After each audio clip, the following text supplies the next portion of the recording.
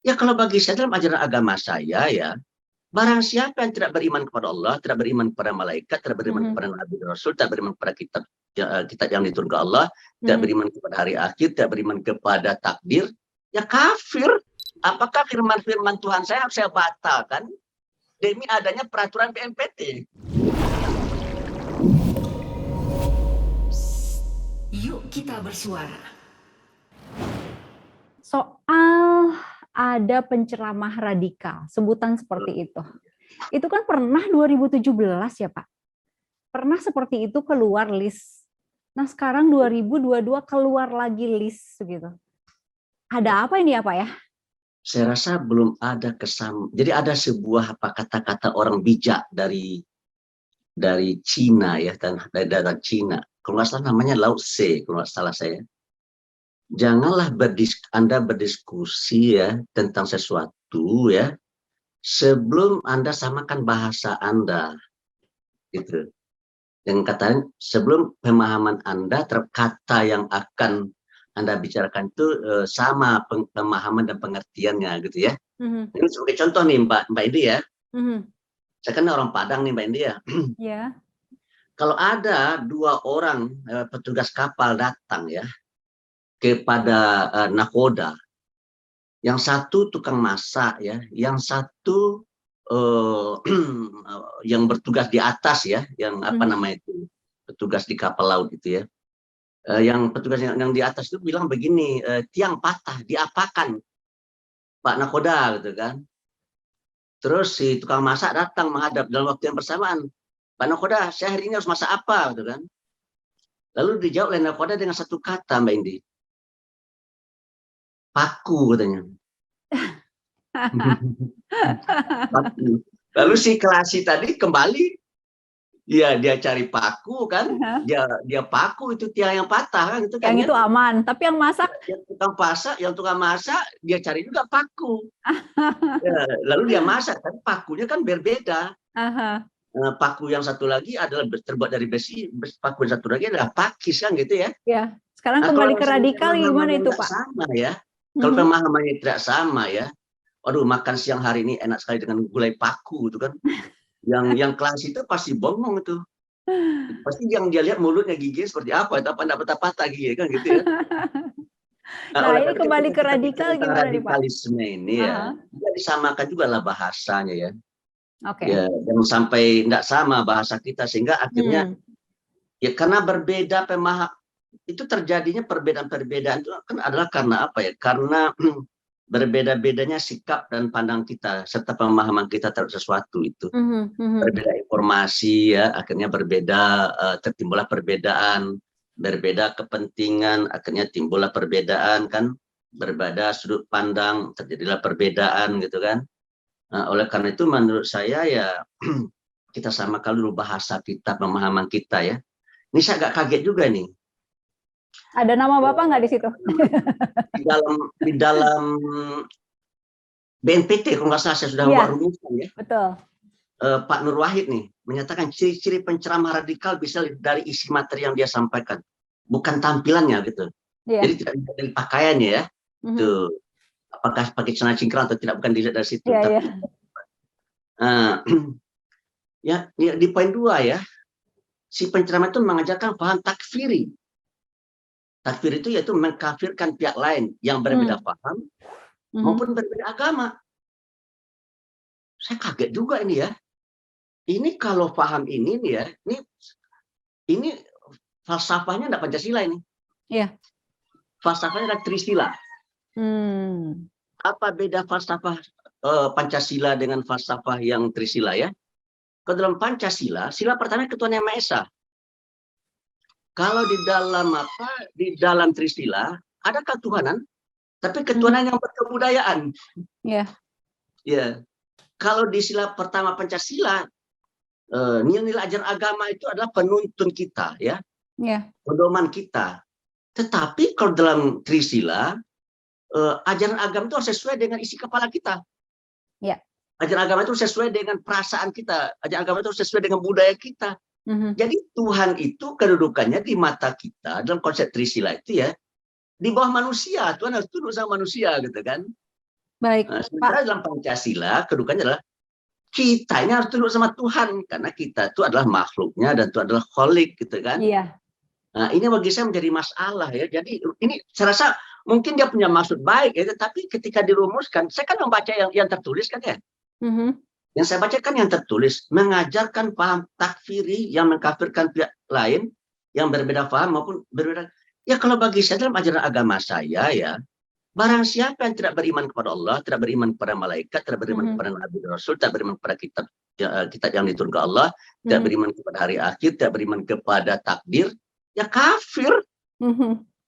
Makanya itu ada ayat khusus, surat khusus, qul ya ayyuhal kafir, kata wahai orang kafir ya, la a'budu ma ta'budun la antum a'budun ma a'budu ana a'budu antum la antum a'budun a'budu lakum dinukum waliyadin, kan gitu kan. Mhm. Nah, masa sekarang saya tidak boleh mengatakan orang non Islam kafir, orang kafir. Itu firman Tuhan saya gitu. Lalu timbul pertanyaan, apakah firman-firman Tuhan saya harus saya batalkan demi adanya peraturan BNPT? Berarti di sini ada perbedaan pengertian, perbedaan pemahaman, begitu ada perbedaan. Ya kalau memang berbeda akan sulit disatukan begitu ya Pak ya? Ya contoh saya baca, mengajarkan paham takfiri yang mengkafirkan pihak lain yang berbeda agama. Ya. Ya masa saya dulu punya teman namanya Dr. Victor Tania ya. Seorang pendeta beliau. Ya kita sering berdiskusi ya. Kata beliau, Pak Victor, dalam agama saya ya, Pak Victor ini masuk kategori kafir. Gitu. Dia ketawa kan. Tetapi Pak Anwar Abbas ini dalam agama saya termasuk kategori domba yang tersesat katanya kan gitu ya. Iya. Jadi saya dianggap oleh agama itu seperti domba, saya domba yang tersesat kan gitu ya. Tapi kita nggak marah ya, ya karena begitu agama dia, ajaran agama dia mengajarkan begitu. Dia mengajarkan begitu. Anwar Abbas itu sama dengan domba yang tersesat kan gitu ya. Pak begitu ya. Tapi dia juga jangan marah-marah juga kalau saya katakan dia kafir gitu kan ya. Jadi Pak Anwar.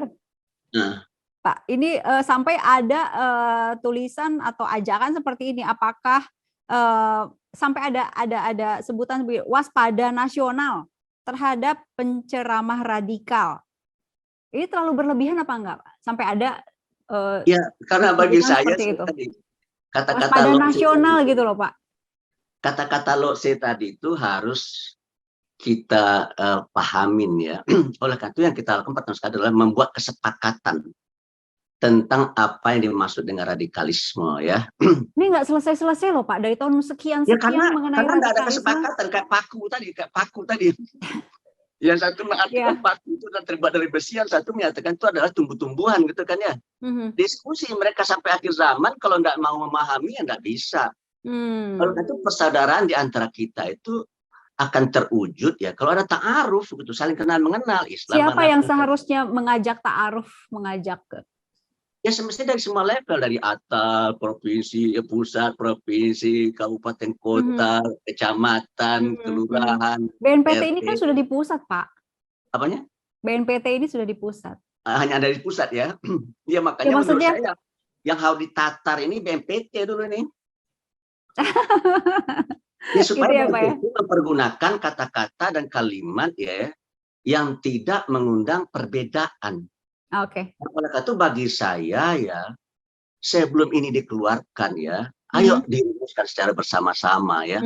Ajaklah tokoh-tokoh Islam, Kristen, Katolik, Hindu, Buddha, Konghucu ya untuk merumuskannya ya. Nah ini siapa yang mengayokkan ini, siapa Pak? Yang mengayokkan, mengajak? Karena semua kok seperti bertahun-tahun nggak ada penyelesaian soal radikal-radikal ini. Ya maaf saja ya. Kalau kita bicara pemerintah, kita bicara politik atau bukan? Nah, kalau kita bicara tentang pemerintah itu bicara politik atau bukan? Iya politik ya bukan. Ya politik ya bukan. Bisa dua-duanya Pak. Kalau kita bicara pemerintah berarti bicara politik ya. Kalau politik itu punya kepentingan apa tidak? Dibalik nih, jangan Pak Narwaji tanya, Mbak Indi pertanyaan. Orang politik itu punya kepentingan apa tidak? Ya, ada kepentingannya juga politik ya, untuk masyarakat banyak, bisa juga seperti itu. Ya, ada yang bagus. Mungkin tidak dia punya kepentingan politik tersendiri. Bisa iya, bisa tidak, Pak. Bisa iya, bisa tidak kan Iya. gitu ya. Oleh karena itu bagi saya ya, ayolah kita samakan ya kepentingan kita, yaitu bagi kebaikan dan kemaslahatan bangsa, gitu kan. Ayo kita samakan, gitu kan. Nah, oleh karena itu ini belum sama, sudah dituding gitu ya. Padahal kita belum sama, orangnya sudah kita cap gitu. Itu yang jadi masalah, gitu. Oleh karena itu bagi saya kaget sekali ya, Ustadz Adi Hidayat termasuk salah satu nama yang beredar yang masuk kategori radikal. Pertanyaan saya, apa dasar menyatakan dia radikal gitu ya?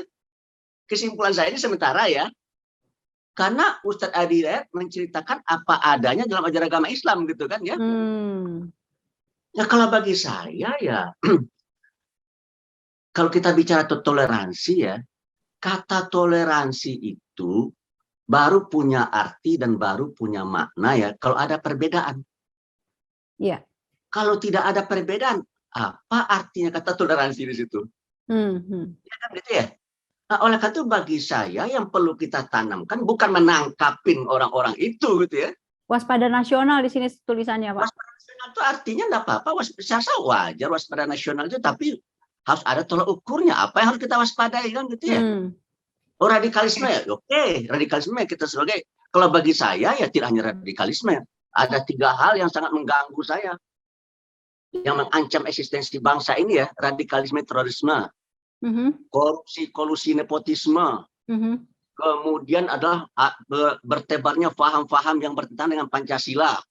Sekarang dua pertanyaan, kalau kita bicara ini tiga hal ini mengancam eksistensi bangsa kita ya, bisa membuat negeri ini porak-poranda gara-gara 3 hal ini nih.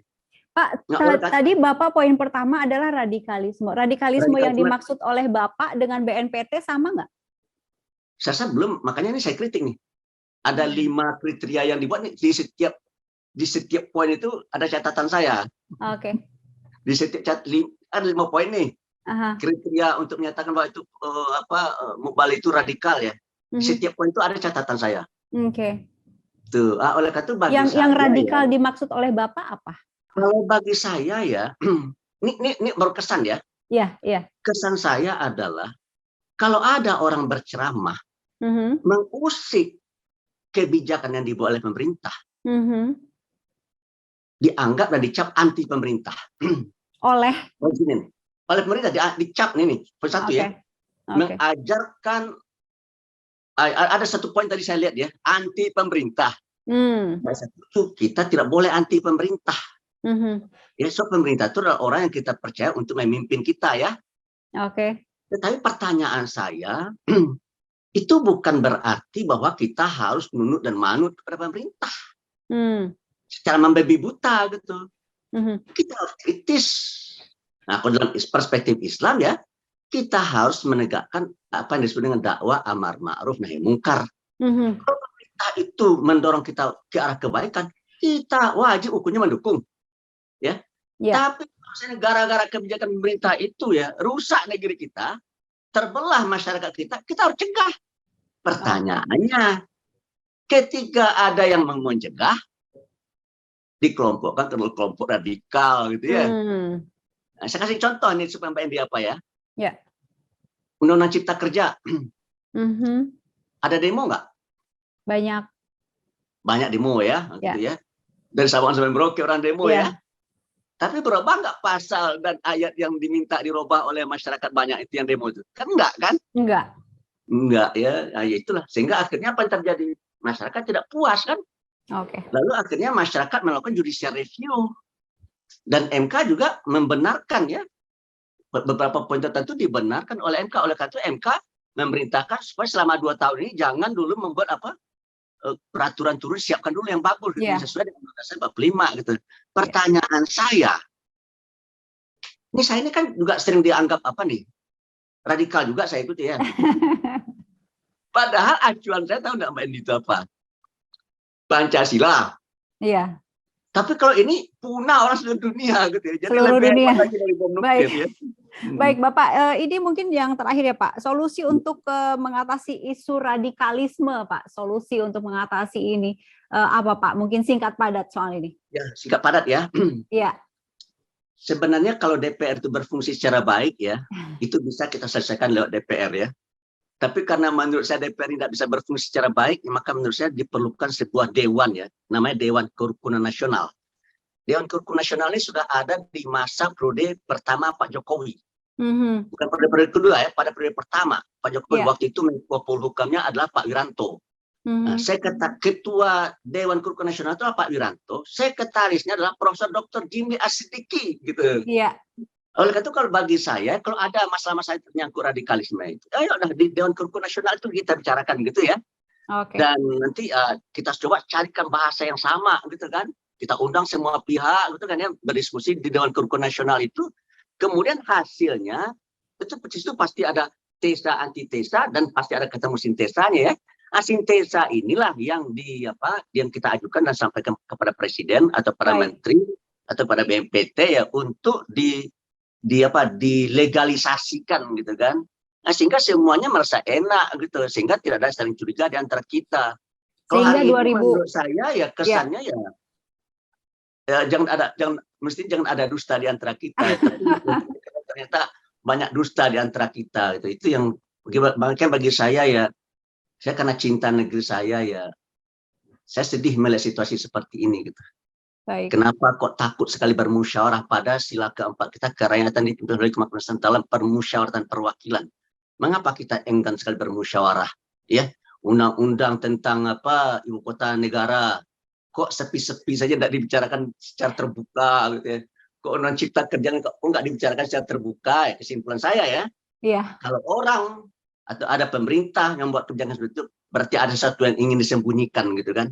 Nah, padahal menurut saya ya sebuah negara akan berjalan dengan baik kalau musyawarah, nilai-nilai musyawarah itu dijunjung tinggi oleh rakyat yang ada di negara tersebut. Kalau mungkin barangkali tepatnya 9.